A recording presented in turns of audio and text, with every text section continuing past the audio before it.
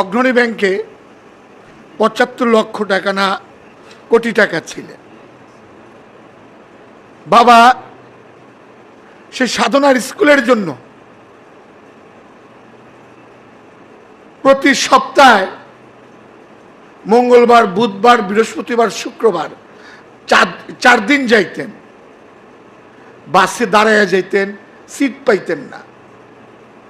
কিন্তু বাবার কাছে কিন্তু একটা গাড়ি কিনা কোনো ব্যাপার ছিল না।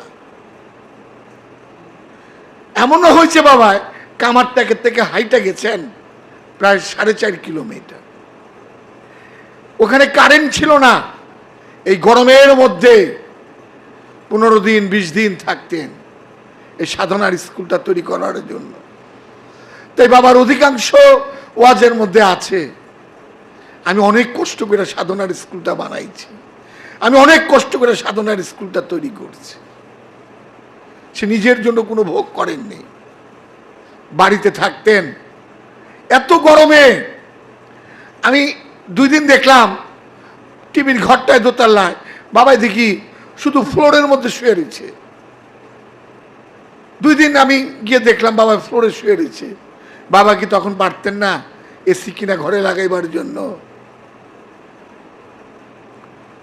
কঠিন শিক্ষা। মহানবী মা খাদিজাতুল কুবরার কুরাইশ বংশের সবচেয়ে ধনী ছিলেন, ইতিহাসে পাওয়া যায়। তার এতগুলো উট ছিল, একটার পর একটা লম্বা করলে 4.5 মাইল লম্বা হতো। সেই মহানবীর ঘরে 3 মাস নুন জ্বলেনি, 3 দিন না খেয়েছিলেন। বাবা জাহাঙ্গীরের কাছে এই জিনিসগুলো আমি দেখছি।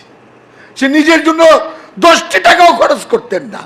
একদিন তার সাথে আমি এক জায়গায় গেলাম, হোটেলে চা খাবে। আমার জিজ্ঞেস করছে চায়ের দাম কত? 10 টাকা। কয় না, আমি 10 টাকাতে চা খাবো না, কিন্তু আমি 10 টাকাকে 50 টাকা বকশিস দিয়ে দিই। এটাই তার সাথে আমার পার্থক্য। সাধনার স্কুলের জন্য কত কষ্ট করছে। গরমের চোটে রাত্রে বের হয়ে বাইরে বসে থাকতো। এখানে যদি বাবার সাথে কেউ যায় থাকে তারা বলতে পারবো যে বাবা কিরকম কষ্ট করছে।